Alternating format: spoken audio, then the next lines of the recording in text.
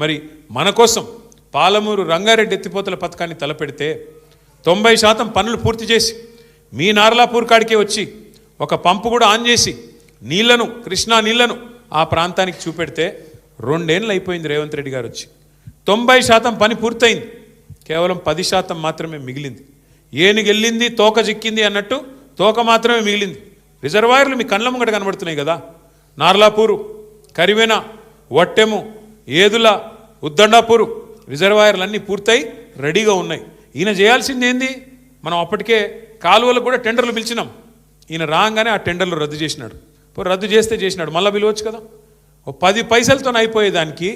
ఇవాళ పని చేయకుండా ఎందుకు చేయట్లేదు తొందరగా చేస్తే కేసీఆర్కి పేరు వస్తుంది పాలమూరు రంగారెడ్డి కేసీఆర్ గారు కట్టిండని చెప్పి యాద్ చేసుకుంటారు కేసీఆర్కు పేరు వస్తుంది వాళ్ళ పాత బాస్కు కోపం వస్తుంది వాళ్ళ పాత బాస్ ఎవరో తెలుసు కదా మీకు